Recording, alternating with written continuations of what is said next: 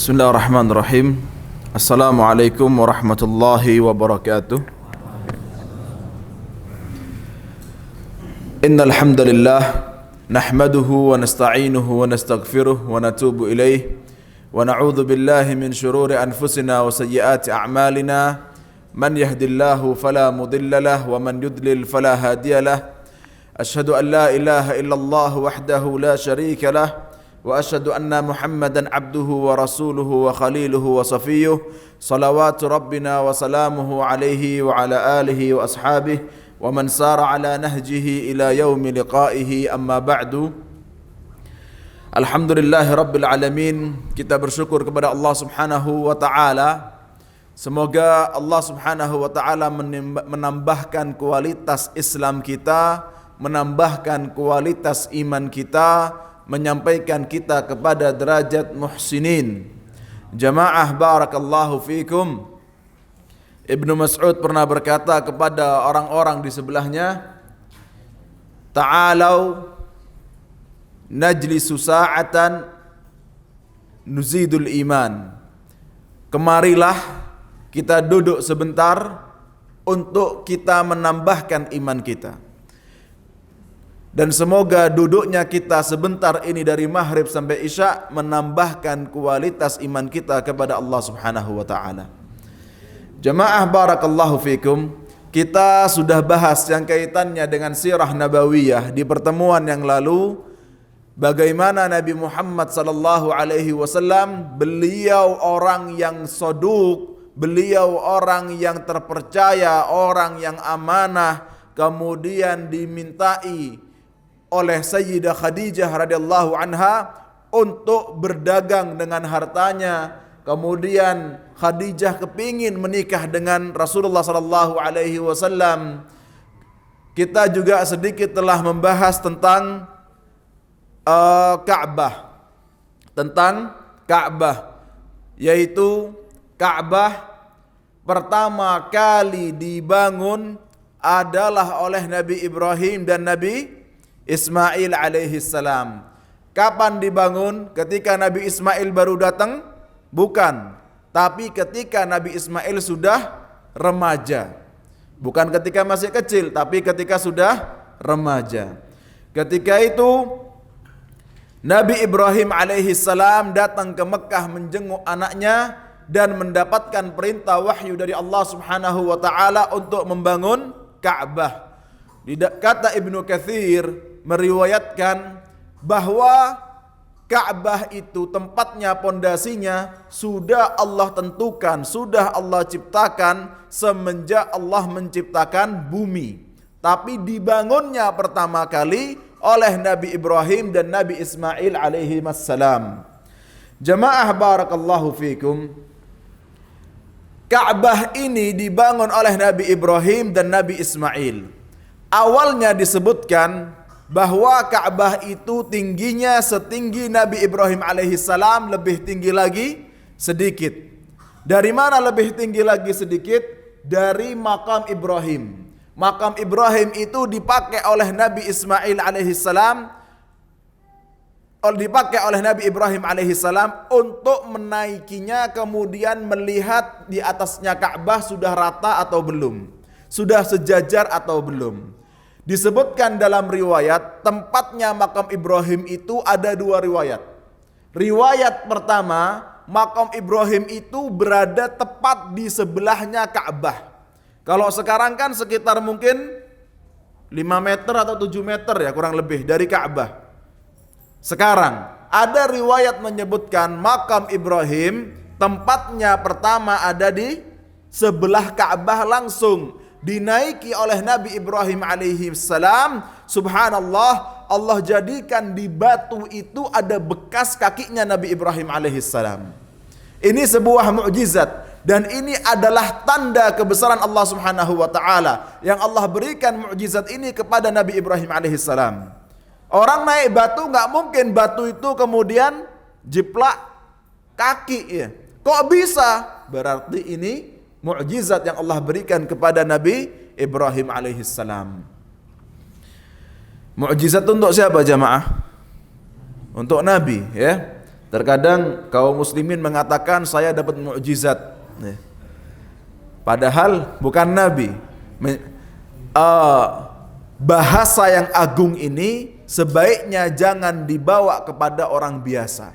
Ini adalah istilah untuk nabi-nabi Allah Subhanahu wa taala. Adapun bagi orang-orang soleh ketika mendapatkan suatu hal yang luar biasa disebut sebagai karamah. Kalau kita disebut sebagai kebetulan. Jamaah barakallahu fikum. Kemudian riwayat yang kedua, makom Ibrahim itu memang berada di tempatnya sekarang, gak langsung ada di sebelahnya Ka'bah. Kemudian ada sejarah menyebutkan Ka'bah ini kemudian kena banjir, dan Ka'bah gampang kena banjir. Kenapa? Karena Ka'bah itu ada di wadi, ada di tempat yang di bawah, di lembah. Sebelah-sebelahnya itu gunung-gunung, gumuk-gumuk.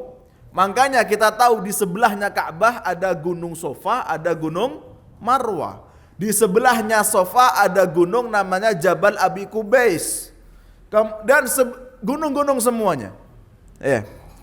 Jadi sangat mudah kena banjir. Oleh karenanya disebutkan dalam sejarah, bukan di dalam hadis, bahwa Ka'bah ini pernah hancur kemudian dibangun kembali oleh Amalik. Amalik ini istilah kerajaan yang pernah menguasai Arab, dan mereka ini bukan orang-orang Arab. Mereka ini bukan orang Arab, disebutkan dari Afrika, dari perbatasan Arab, kemudian masuk ke Arab, awalnya jadi budak, tapi kemudian mereka jadi pemimpin-pemimpin. Disebutnya apa? Amalik. Kemudian Ka'bah juga pernah runtuh, kemudian dibangun oleh Bani Jurhum.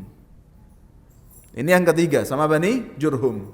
Kemudian yang keempat, Ka'bah ini pernah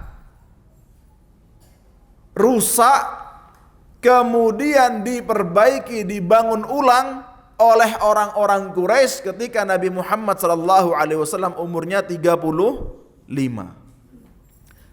tahun sebelum Nabi Muhammad SAW diutus jadi Nabi. Jamaah barakallahu fikum, kita sudah bahas bagaimana ketika itu Hajar Aswad, ceritanya Hajar Aswad. Subhanallah, Hajar Aswad ini orang-orang Arab dahulu mereka sudah beleh kambing, kemudian darahnya itu yang ada di pedangnya diangkat ke atas. Kalau Hajar Aswad bukan saya yang naruh, perang. Melihat ada kabilah seperti itu, kabilah yang kedua beleh kambing, kalau ada bukan selain saya, perang. Kabilah ketiga, keempat, kelima, keenam, banyak kabilah di Arab seperti itu, di Mekah seperti itu. Jadi mereka ini sudah hampir saja berperang besar antar saudara, sama-sama orang Quraisy, sama-sama orang Mekah. Sampai kemudian Mughirah berkata, Mughirah ini disebut hakimnya mereka, kalau kalian mau mengikutiku, maka saranku besok pagi orang pertama yang masuk ke Masjidil Haram dialah yang menaruh Hajar Aswad. Ketika melihat Nabi SAW yang datang, yang masuk ke Masjidil Haram, mereka semua berkata radina bil amin. Kalau yang ini orang jujur, kalau yang ini orang amanah, kalau yang ini orang baik, kita semua ridha Muhammad SAW yang menaruh Hajar Aswad. Subhanallah. Dikatakan meskipun mereka itu sudah sepakat siapa yang pertama kali masuk, itu yang menaruh Hajar Aswad. Tapi kalau ketika itu bukan Nabi Muhammad yang masuk, bisa jadi mereka perang, tidak terima. Tapi yang masuk ini orang yang akhlaknya luar biasa, yang cinta kepada kaumnya, yang banyak membantu, yang berkata baik, bersifat jujur, bersifat baik. Maka mereka ridho kepada Nabi Muhammad SAW.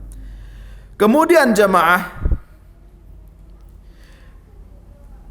Akhirnya Nabi Muhammad sallallahu alaihi wasallam, subhanallah, beliau dengan hikmahnya mengajak seluruh orang-orang ketua-ketua kabilah ini untuk memegang kain yang besar. Kemudian setiap orang itu memegang kain-kain, pucuk-pucuknya dipegang, di tengahnya ditaruh hajar aswad. Nabi yang mengambil hajar aswad itu ditaruh di kain itu. Kemudian mereka semuanya berjalan menuju Ka'bah. Kemudian Nabi mengambil hajar aswad dan menaruhnya. Orang Arab hampir saja mereka perang, nggak jadi. Orang Arab merasa dia nggak mulia kalau tidak menaruh hajar aswad. Tapi mereka mau kalau Nabi Muhammad yang naruh. Orang-orang Arab ketika itu hampir saja perang. Dan mereka merasa dihinakan kalau bukan menaruh hajar aswad. Subhanallah, Nabi Muhammad mengajak setiap pemimpin kabilah untuk megangi kainnya hajar aswad. Jamaah barakallahu fikum. Kemudian ketika itu Ka'bah dibangun dalam keadaan tanpa Hijr Ismail. Hanya dengan yang persegi empatnya itu ya. Tanpa Hijr Ismail. Tapi subhanallah, ada hikmahnya buat kita jamaah ya. Apa hikmahnya? Ka'bah kan dikunci dalamnya. Hijr Ismail ini kan Ka'bah yang gak dibangun. Akhirnya kita bisa masuk Hijr Ismail. Kalau ditutup semua, bisa jadi kita nggak masuk. Subhanallah, terbuka malah kita bisa masuk. Jamaah barakallahu fikum, ketika Nabi Muhammad sallallahu alaihi wasallam umur 35, maka Ka'bah dibangun sekitar 18 hasta. 1 hasta setengah meter. 18 hasta berapa meter? 9 meter. Kemudian Ka'bah yang dibangun ke berapa sekarang? Kelima. Ya. Pertama oleh Nabi Ibrahim, kedua sama Amalik, ketiga sama Jurhum, keempat oleh Nabi Muhammad sallallahu alaihi wasallam, yang kelima kemudian ketika terjadi peperangan di Mekah. Ketika terjadi peperangan antara Abdullah ibn Zubair dengan Yazid bin Muawiyah.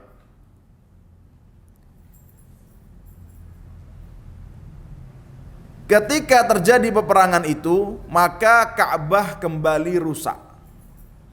Akhirnya peperangan dimenangkan oleh Abdullah bin Zubair.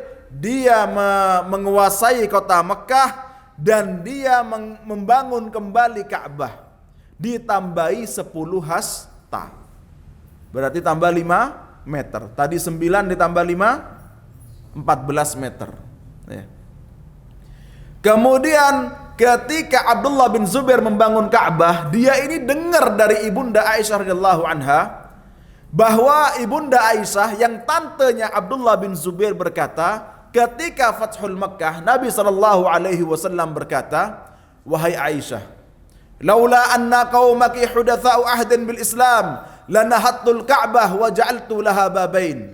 Wahai Aisyah, kalaulah bukan orang-orang ini mereka baru masuk Islam, sungguh akan aku jadikan Ka'bah ini dengan bangunannya Nabi Ibrahim yang asli. Hijr Ismail itu dibangun juga, dan aku jadikan Ka'bah itu 2 pintu, bukan 1 pintu.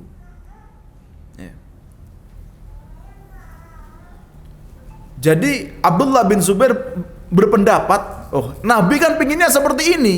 Tapi dulu nggak jadi karena mereka orang-orang baru masuk Islam. Istilah kita mu'allaf. Saya sampai Arab ngomong sama teman, mu'allaf nggak ada yang tahu, dikiranya mu'allif ngarang kitab. Ini ternyata bahasanya Islam Indonesia. Kemudian dibangun oleh Abdullah bin Zubair seperti itu. Dengan tingginya ditambahkan 5 meter, Hijr Ismail dimasukkan, pintunya ada 2. Kemudian Abdullah bin Zubair kalah. Maka Mekah dikuasai oleh dinasti Umayyah. Dan dibangun kembali oleh dinasti Umayyah seperti sebelumnya. seperti bangunannya orang Quraisy, dikembalikan pintunya satu. Dikembalikan Hajar Ismail hanya pondasinya aja sekitar setengah meter, 70 cm. Nggak sampai ke atas, nggak sampai berapa? 14 meter. Iya. Kemudian itu yang keenam sudah ya, sama Umayyah. Kemudian ketika di zamannya dinasti Umayyah juga, di zamannya Umar bin Abdul Aziz. Umar bin Abdul Aziz itu beliau di tahun 86 Hijriah menjadi gubernur Madinah.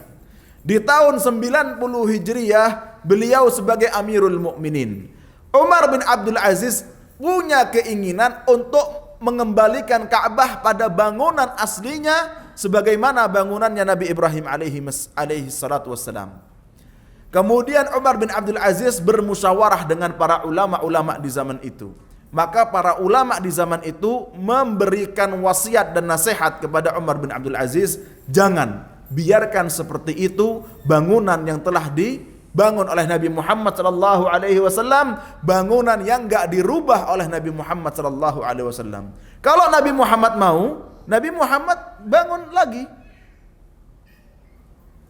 Tapi Nabi Muhammad gak bangun lagi. Sudah biarkan seperti itu, kata para ulama di zaman Umar bin Abdul Aziz. Ya. Kemudian disebutkan Ka'bah ini pernah runtuh, pernah rusak lagi ketika di zamannya dinasti Utsmani. Di zamannya dinasti Utsmani. Ya. Kemudian dibangun kembali oleh dinasti Utsmani. Dan saya juga dapat kabar bahwa di zaman kerajaan Arab Saudi bukan dibangun kembali tapi diperkokoh. Ditambahi semennya, direnovasi.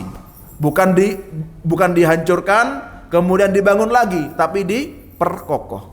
Di zaman dinasti Saudi. Jamaah barakallahu fikum. Pernah saya umrah kemudian orang tanya, "Ustadz, tapi itu bangunan lama ya?" Saya bilang, kita nggak nyembah bangunan, kita nyembah Allah Subhanahu wa ta'ala. Kita memuliakan Ka'bah, kita menghadap kepada Ka'bah karena perintah Allah Subhanahu wa ta'ala. Kita mencintai Ka'bah karena itu rumah Allah Subhanahu wa ta'ala. Tapi ingat, kita berdoa kepada Allah Subhanahu wa ta'ala. Jangan sampai kemudian ketika kita Allah berikan kemudahan untuk umrah, untuk haji, di depan Ka'bah kita berdoa seakan-akan mintanya ke Ka'bah. Hati-hati syirik. Kita mintanya ke siapa? Rabbul Ka'bah, Tuhannya Ka'bah. Ya. Jamaah barakallahu fikum. Kita dianjurkan untuk memuliakan Ka'bah. Sehingga disebutkan di dalam hadis bahwa para sahabat itu berdoa ketika melihat Ka'bah. Allahumma zid hadzal baita ta'ziman wa tashrifan wa takriman wa mahabah wa zid man 'azzamahu mimman hajjahu aw i'tamarahu tashrifan wa takriman wa mahabah. Ya Allah, tambahkanlah untuk rumah ini kemuliaannya, keagungannya, kehaibahannya.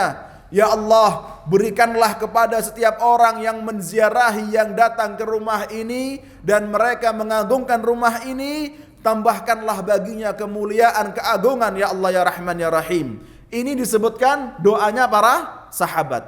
Bukan doa Nabi SAW, tapi doanya para sahabat. Mereka berdoa seperti ini ketika melihat Ka'bah.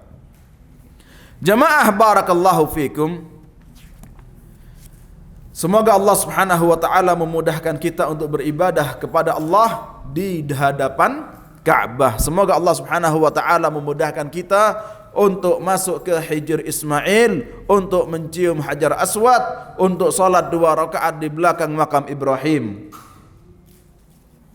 Jamaah barakallahu fikum. Kemudian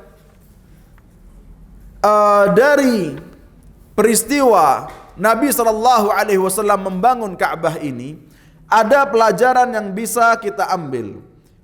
Di antaranya adalah Allah Subhanahu wa taala menjadikan Nabi Muhammad sallallahu alaihi wasallam sebab tidak terjadinya peperangan besar antara saudara-saudara Quraisy.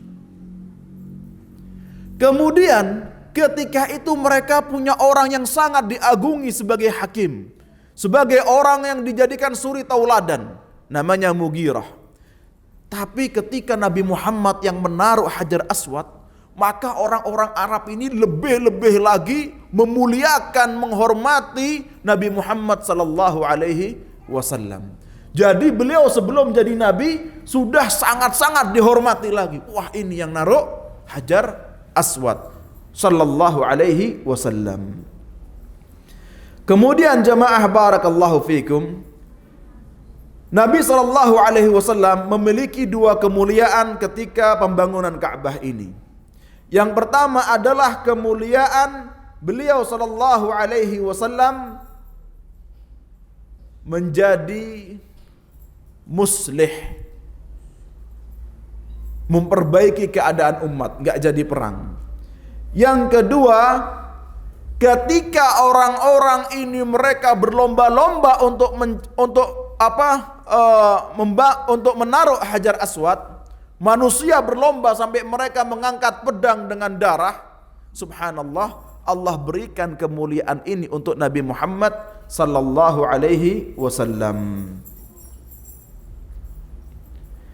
Kemudian faedah yang bisa kita pelajari juga adalah, subhanallah, lihatlah ketika Nabi Muhammad sallallahu alaihi wasallam mendapatkan kemuliaan ini, kemudian beliau enggak sombong dan beliau mengenakkan hati orang-orang, para pemuka kabilah ini, dinyamankan, disenangkan juga. Nabi enggak ngambil Hajar Aswad sendiri kemudian ditaruh di Ka'bah, enggak gitu. Tapi Nabi ambil kain, pemuka kabilah disuruh pegang, maka mereka semua bahagia dengan kedudukan ini.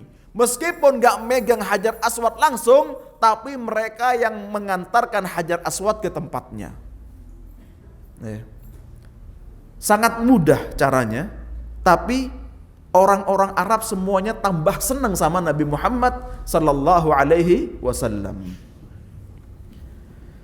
Jamaah barakallahu fikum, dari sini juga menandakan bahwa Nabi sallallahu alaihi wasallam orang yang hakim, orang yang hikmah. Sebelum beliau menjadi nabi, ketika ada masalah, beliau bisa memberikan solusi yang terbaik dan termudah. Sangat baik solusi beliau dan sangat mudah. Cuman dengan kain sangat mudah sekali dan baik sekali, diterima luar biasa oleh orang-orang Arab. Jamaah barakallahu fikum. Kemudian pembahasan setelahnya yang kaitannya dengan sebelum diutusnya Nabi Muhammad sallallahu alaihi wasallam. Ada apa? Di antaranya adalah pertama, kabar bahagia yang disebutkan oleh seluruh nabi, kabar bahagia yang disampaikan oleh nabi-nabi Allah, bahwa nabi terakhir adalah Nabi Muhammad sallallahu alaihi wasallam.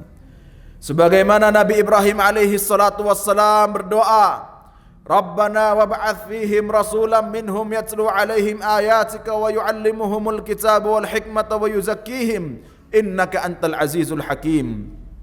Ya Allah, utuslah kepada mereka seorang rasul dari mereka, bukan selain dari mereka. Tapi ya Allah, utuslah dari mereka seorang rasul dari kalangan mereka. Yatslu alaihim ayatika, yang rasul ini membacakan ayat-ayatmu, wa yu'allimuhumul kitab, mengajarkan kitabmu, wal hikmah, mengajarkan hikmah, wa yuzakkihim, menyucikan hati mereka, innaka antal azizul hakim, sesungguhnya engkau maha perkasa, engkau maha hakim, maha hikmah ya Allah. Jamaah barakallahu fikum, di dalam kitab-kitab samawiyah, apa kitab-kitab samawiyah itu? Kitab-kitab yang datangnya dari Allah Subhanahu wa ta'ala, seperti Taurat, Injil, Zabur. Allah Subhanahu wa ta'ala menyebutkan di dalam Al-Quran, alladzina yattabi'una ar-rasula an-nabiyya al-ummiyya alladhi yajidunahu maktuban 'indahum fit Tawrat wal Injil ya'muruhum bil ma'ruf wa yanhahum 'anil munkar wa yuhillu lahum at-tayyibat wa yuharrimu 'alaihim al-khaba'ith wa yad'u 'anhum israhum wal aglal allati kanat 'alaihim. Adapun mereka yang mengikuti nabi yang tidak bisa membaca, yang mana nabi ini telah mereka dapatkan tertulis di dalam kitab mereka yaitu Taurat dan Injil. Mereka tahu bahwa nabi ini mengajak mereka kepada kebaikan, melarang mereka dari keburukan-keburukan, menghalalkan bagi mereka segala yang baik dan mengharamkan kepada mereka segala yang buruk.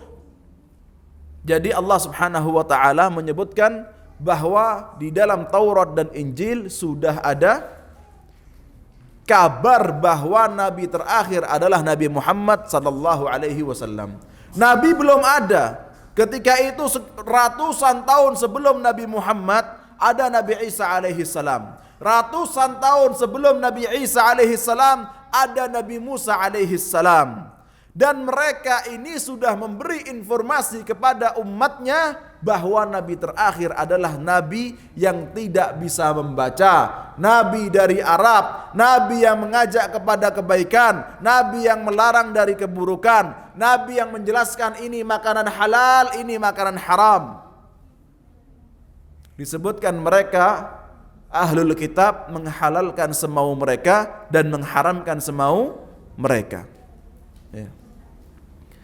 Kemudian Nabi Isa alaihi salam memberikan kabar gembira sebagaimana Allah Subhanahu wa taala berfirman di dalam surat As-Saff ayat 6.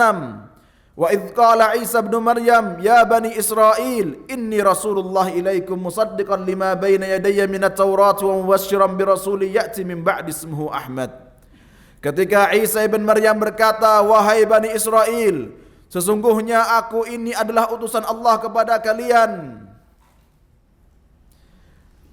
Wa mubasysyiran bi rasulin ya'ti min ba'di ismuhu Ahmad.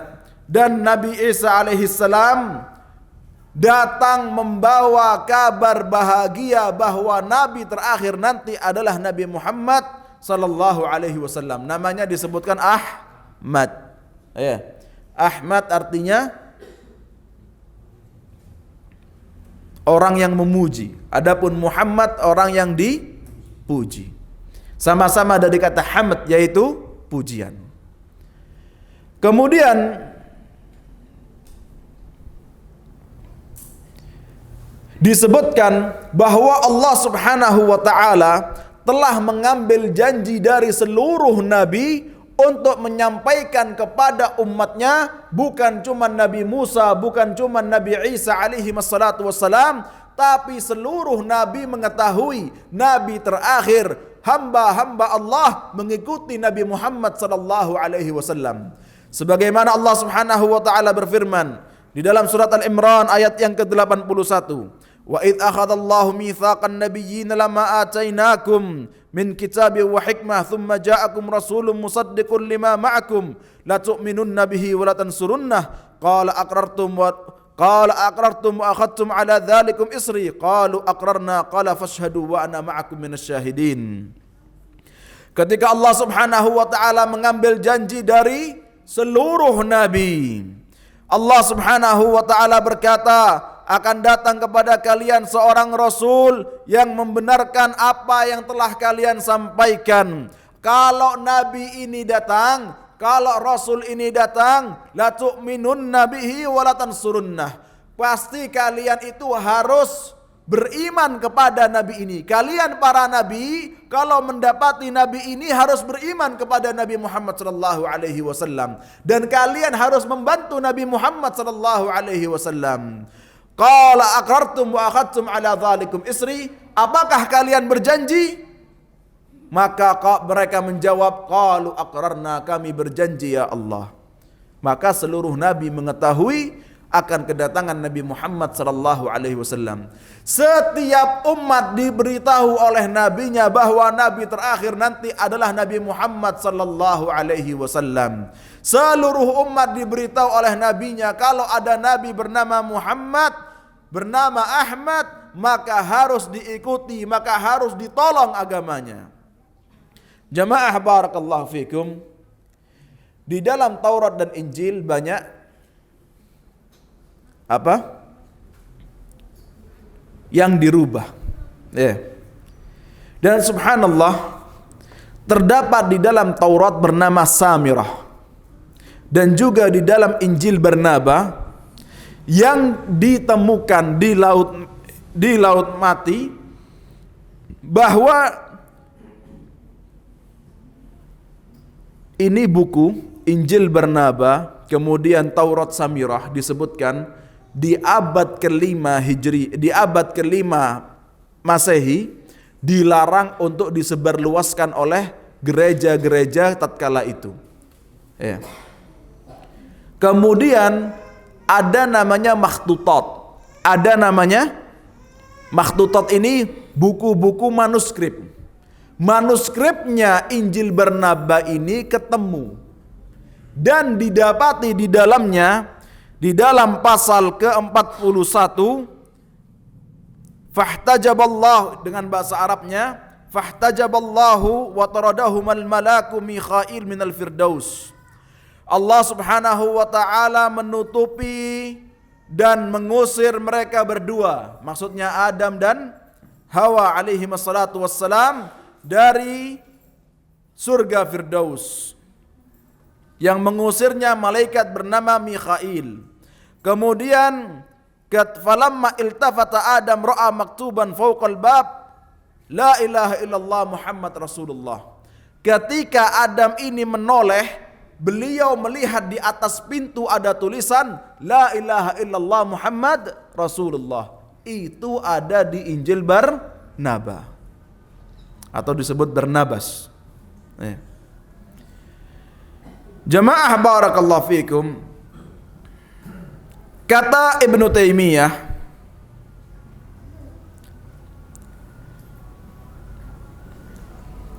bahwasanya nabi-nabi sebelum Nabi Muhammad sallallahu alaihi wasallam memberi kabar akan kedatangan Nabi Muhammad sallallahu alaihi wasallam, kita ketahui dari beberapa hal.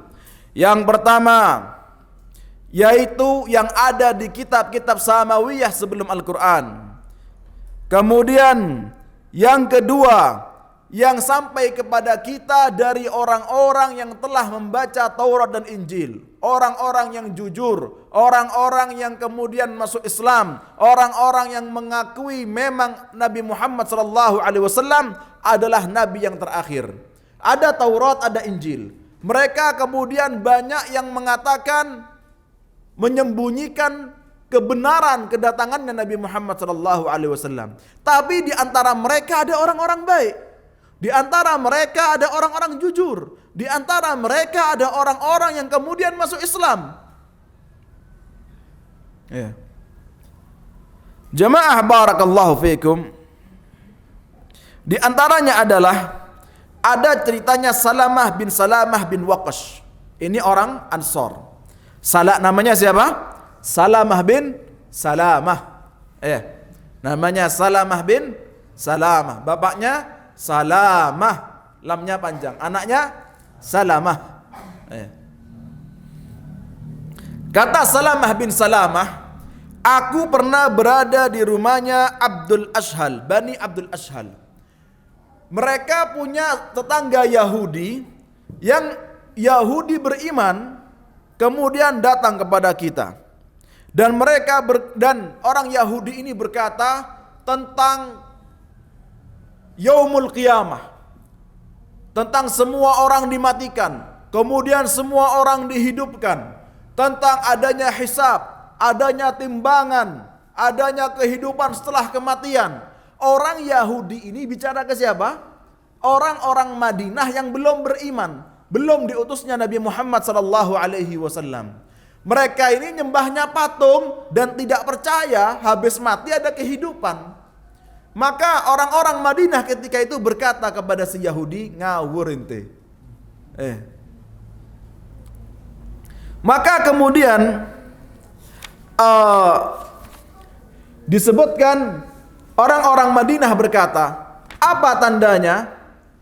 Maka orang Yahudi ini berkata, Tandanya adalah nanti akan datang seorang nabi yang diutus di Arab ini. Dan orang Yahudi ini menunjuk kepada Mekah sampai Yaman.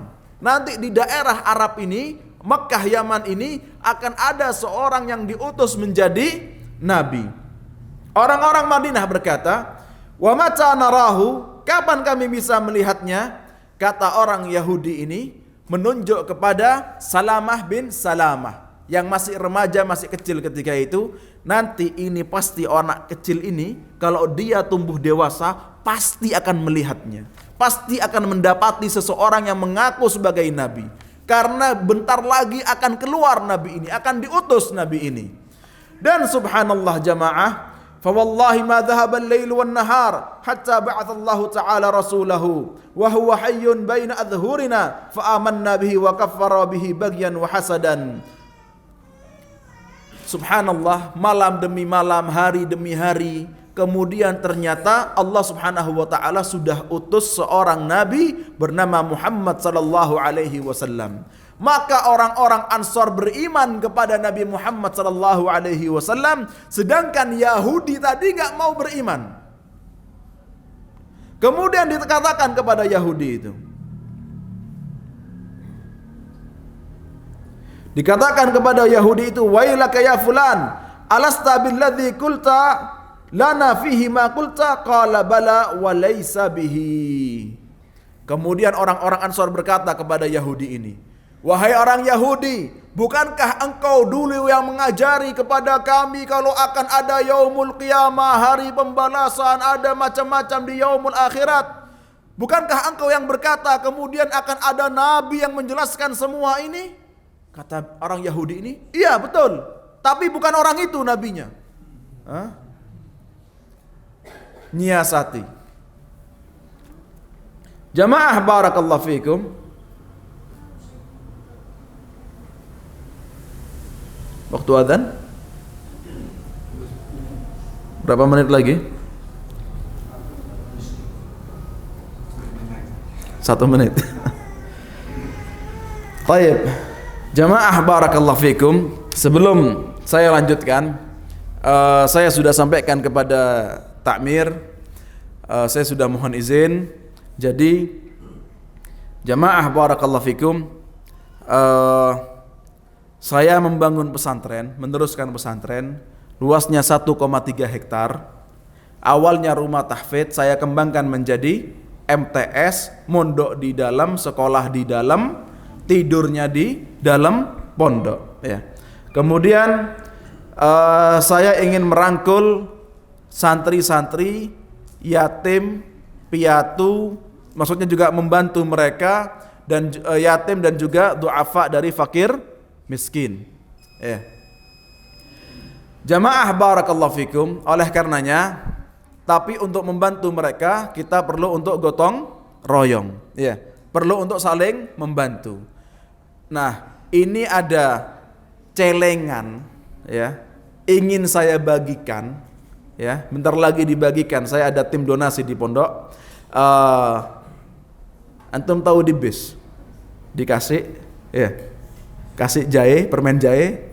Kalau mau diambil, nggak mau dikembalikan. Ya, kalau bisa diambil monggo, nggak diambil dikembalikan monggo. Kemudian jamaah, kita tahu hadis Nabi SAW bahwa malaikat berdoa kepada orang yang bersedekah setiap harinya. Di pagi hari ada orang bersedekah, malaikat berdoa, Allahumma a'ti munfiqan khalafa. Ya Allah, berikanlah orang yang bersedekah ini tambahan di rezekinya. Kemudian ada orang yang pagi hari enggak sedekah, maka malaikat berdoa, Allahumma a'ti mumsikan talafa. Ya Allah, berikanlah kepada orang yang seret ini, berikanlah ketidakberkahan dalam hartanya, berikanlah kehancuran dalam hartanya. Sampai-sampai di antara ulama salaf ada yang berpendapat sedekah setiap hari ini wajib. Sampai-sampai seperti itu. Tapi enggak, jumhurul ulama berpendapat sedekah setiap hari hukumnya sunnah. Yang wajib apa? zakat. Ya.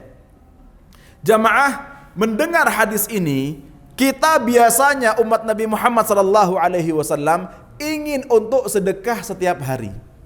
Ingin untuk sedekah setiap hari. Tapi terkadang nggak sempet, tapi terkadang nggak tahu mau kemana sedekahnya. Ya. Ini sekarang antum difasilitasi untuk sedekah setiap hari. Setiap bulan sedekahnya diambil, nanti tim itu mengambil. Ketika antum sekarang mau untuk menerima celengan ini, ditulis namanya, alamatnya, nomor teleponnya, kemudian nanti sama tim bendahara pondok akan mendapatkan konfirmasi bahwa Anda telah terdaftar sebagai donatur di Yayasan Darul Hijrah. Ya.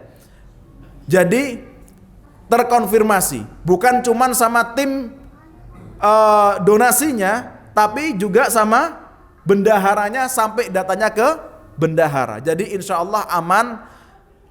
Sedekah yang antum sampaikan benar-benar akan disampaikan kepada fakir miskin, untuk mereka thalabul ilmi, dan juga kepada orang-orang yang tidak mampu di sekitar pesantren. Kemudian subhanallah, jihad yang paling afdol sekarang ini adalah jihadnya berilmu, jihadnya thalabul ilmi, jihadnya santri. Gak ada perang sekarang. Ulama ikhtilaf mana yang lebih afdol, jihad fardu kifayah atau thalabul ilmi fardu kifayah, mana yang lebih afdol? Ulama ikhtilaf. Tapi sekarang nggak ada jihad fardu kifayah di Indonesia. Berarti yang lebih afdol adalah thalabul ilmi fardu kifayah. Sekarang antum kami fasilitasi untuk sedekah sebaik-baik amalan fardu kifayah di muka bumi ini. Ya. Jamaah barakallahu fikum. Itu yang bisa disampaikan. Wabillahi taufik wal hidayah. Silahkan adzan.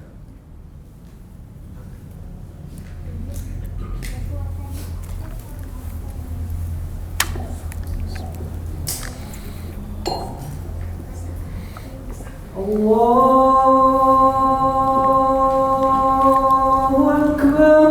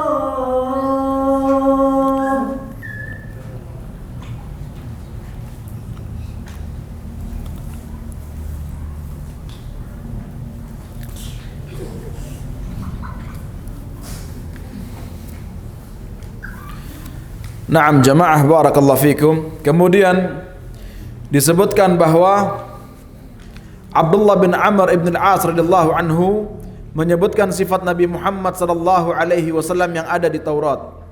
Kata beliau, "Wallahi innahu lamawsufun fit Taurati bi ba'di sifatihi fil Qur'an." Demi Allah, kedatangan Nabi Muhammad sallallahu alaihi wasallam ini sudah dikabarkan di dalam Taurat dengan berbagai macam sifatnya yang ada juga di Al-Qur'an. Yang kata Allah Subhanahu wa taala, "Ya ayyuhan nabiyyu inna arsalnaka syahidan wa mubasysyiran wa nadhira." Di dalam Al-Qur'an Allah Subhanahu wa taala berfirman, "Wahai nabi, sesungguhnya aku kata Allah Subhanahu wa taala mengutusmu sebagai nabi syahidan yang menjadi saksi untuk umatmu, wa mubassyira membawa kabar bahagia, wa nadhira membawa kabar peringatan." Ini juga ada di Taurat bahwa nabi terakhir ini yang dibawa. Kemudian di dalam Taurat disebutkan, "Anta abdi wa rasuli." Engkau adalah hambaku dan utusanku. "Samaitukal mutawakkil." Aku berikan nama kepadamu sebagai mutawakkil, orang yang bertawakal. "Laisa bifadhin wala ghalidhin." Bukan orang yang keras dan temperamen. "Wala sahabin fil aswaqi." Bukan orang yang mengeraskan suaranya di pasar-pasar. "Wala yadfa'u bisayyi'ati sayyi'ata." Dan tidak membalas keburukan dengan keburukan. "Walakin ya'fu wa yaghfir." Tapi Nabi ini dia memaafkan dan mengampuni. "Walan yakbidahu Allahu hatta yuqima bihil millatal auja." Dan tidak akan Nabi ini wafat meninggal melainkan agama yang bengkok ini sudah diluruskan. Maksudnya agama yang bengkok apa? Agamanya Nabi Ibrahim yang sudah dirubah-rubah sama orang-orang Arab. Gak mungkin Nabi Muhammad SAW meninggal kecuali agama ini sudah tegak, kecuali agama ini sudah jelas semuanya. Dan mereka berkata, "La ilaha illallah." Wa yaftahu biha a'yunan ummiyan. Nabi Muhammad SAW akan membuka mata-mata yang buta, wa adhanan summan, kuping-kuping yang tuli, wa quluban gulfan, dan hati-hati yang terkunci. Ya, ini ada di Taurat. Ya, ini ada di Taurat. Dijelaskan Nabi terakhir di Arab Muhammad SAW seperti ini sifatnya. Dijelaskan di Taurat. Dan juga kata Ka'ab al-Ahbar. Ini Ka'ab al-Ahbar, orang Yahudi. Ya. Yang kemudian masuk Islam. Kata beliau, "Inni ajidu fit Taurati maktuban." Sungguh aku mendapati di dalam Taurat tertulis Muhammad Rasulullah, Muhammad adalah utusan Allah. La fadhun wala ghalidh, orangnya enggak kasar, enggak temperamen. Wala sahabin fil aswaq, orangnya enggak bicara keras kalau di pasar, bukan orang yang mengangkat suara ketika di pasar. Wala yajzi sayyi'ata bisayyi'ah, tidak membalas keburukan dengan keburukan. Walakin ya'fu wa yasfah, orangnya memaafkan. Ummatuhu al-hammadun, umatnya itu banyak memuji Allah Subhanahu wa taala. Ya bihamdi yahmadun Allah fi kulli manzilah, umatnya itu selalu bertahmid di setiap saat. Wa yukabbirunahu ala kulli najdin, senang bertakbir Allahu akbar kepada Allah Subhanahu wa taala. Wa yudhi'un atrafahum, mereka ini membasuh pucuk-pucuk tubuh mereka. Ada di Taurat. Umatnya Nabi Muhammad wudu ada di Taurat. Saffuhum fis salati wa saffuhum fil qitali sawa. Barisan mereka ketika solat dan ketika jihad sama barisannya, sama-sama rapi, sama-sama lurus. Munadihim yunadi fi jawwis sama, lahum fi jawfil laili dawiyun kadawin nahli. Mereka dipanggil dari langit, dan mereka kalau malam hari itu suaranya seperti lebah. Gimana maksudnya? Zikir. Antum tahu suasana kalau di Masjid Nabawi, di Masjidil Haram kalau jam 3 enggak sepi kayak di sini, rame. Orang berzikir dan berdoa, ya. Kalau mau tahu suasana seperti Masjid Nabawi, Masjidil Haram, ketika waktu subuh, sebelum subuh rame, datang ke pondok-pondok. Suaranya seperti lebah. Jam 3 sudah kayak lebah. Pada zikir, ngaji, persiapan setoran Al-Quran setelah subuh. Subhanallah. Makanya saya punya cita-cita hidup mati di pondok. Karena subhanallah, kumpul sama santri, kumpul sama anak-anak soleh, kumpul sama anak-anak yang belajar ngaji. Subhanallah. Itu sebuah nikmat yang saya dambakan, yang saya inginkan. Ingin juga enggak, Pak? Kalau gitu saya buka kaplengan di pondok ini. Enggak ya, enggak jualan, enggak boleh jualan di masjid. Dan enggak ada ya, enggak ada. Kalau jualan di masjid, kata Nabi SAW, kalau engkau melihat orang jualan di masjid, katakanlah la arbahallahu tijaratak. Ya Allah, semoga engkau tidak memberikan keuntungan di dalam bisnisnya. Itu kalau kita lihat orang jual beli di masjid, ucapkan doa itu. Sunnahnya dari Nabi Muhammad SAW. Naam. Kemudian kata Ka'ab al-Ahbar, aku mendapati di dalam Taurat mauliduhu bi Makkah, lahirnya di Makkah, wa mahjaruhu bi Tobah, tempat hijrahnya di Tobah. Tobah ini nama lain dari Madinah. Wa mulkuhu bis Syam, dan kerajaannya di Syam. Dan benar, Islam menguasai Syam dari zamannya Abu Bakar As-Siddiq sampai sekarang. Kemudian jamaah, para ulama yang kedua, para ulama ahlul kitab juga menyebutkan tentang kenabiannya Nabi Muhammad sallallahu alaihi wasallam. Ya. Tadi yang menyebutkan siapa? Ka'ab al-Ahbar. Kemudian Abdullah bin Amr ibn al-As. Dan disebutkan ulama-ulamanya ahlul kitab juga berkata seperti itu. Sebagaimana Salman Al-Farisi. Ini ada ceritanya khusus ya, Salman Al-Farisi. Beliau dari Persia, bapaknya pembuat patung, kemudian dia ini mencari iman, datang ke pendeta Yahudi, datang ke pendeta Nasrani, sampai terakhir dia awalnya itu dapat guru-guru yang gak benar, ternyata ngambil uangnya umat dan sebagaimana, sampai gurunya terakhir yang benar. Sebelum meninggal, Salman bertanya, wahai guru, kalau engkau meninggal saya kemana? Maka gurunya berkata, pergilah ke daerah Hijaz, pergilah ke daerah Arab, nanti akan ada nabi yang diutus. Sampai-sampai Salman Al-Farisi ini sebagai orang yang merdeka rela menjadikan dirinya budak di Madinah. Maka ketika datang Nabi Muhammad SAW, dia langsung mengetes Nabi Muhammad, ngasih makanan. Ya, wahai, belum mengatakan Rasul, tapi ini sedekah. Maka Nabi Muhammad memberikan kepada orang lain. Ini hadiah, maka Nabi Muhammad memakannya. Kemudian Salman Al-Farisi beriman kepada Nabi Muhammad sallallahu alaihi wasallam. Sebentar jamaah, satu hal lagi. Dan orang-orang Yahudi dulu, selain mereka menasehati orang-orang Arab, yang tadi kan ada yang menasehati orang-orang Ansor, orang-orang Aus dan Khazraj, orang Madinah. Ada juga tersebar di antara orang-orang Yahudi itu, mereka itu kalau musuhan sama orang-orang Arab, Ansor, karena mereka ini nggak pernah akur. Kalau sudah musuhan, pasti orang-orang Yahudi ini berkata, nanti kalau datang Nabi kita habisi kalian sebagaimana kaum Ad, kaum Tsamud habis. Mesti ucapannya seperti itu. Jadi orang-orang Arab Ansor ini, ketika mereka datang mau haji, kemudian ketemu sama Nabi SAW di Aqabah, kemudian Nabi mengatakan dirinya sebagai Nabi, bukan hal baru bagi orang-orang Aus dan Khazraj. Loh, ini kan yang katanya orang-orang Yahudi di kampung, kok sekarang nawarkan Islam kepada kita, mengatakan Nabi kepada kita. Maka orang-orang Aus dan Khazraj pulang ke Madinah dan membawa agama Nabi Muhammad SAW.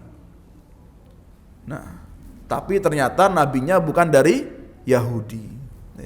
Jadi tanda-tanda kenabian Nabi Muhammad SAW itu sudah sangat jelas sebelum beliau jadi nabi. Termasuk diantaranya apa? Orang-orang Yahudi berkata, kami bunuh kalian nanti seperti matinya orang-orang Ad dan Tsamud. Barakallahu fikum jamaah.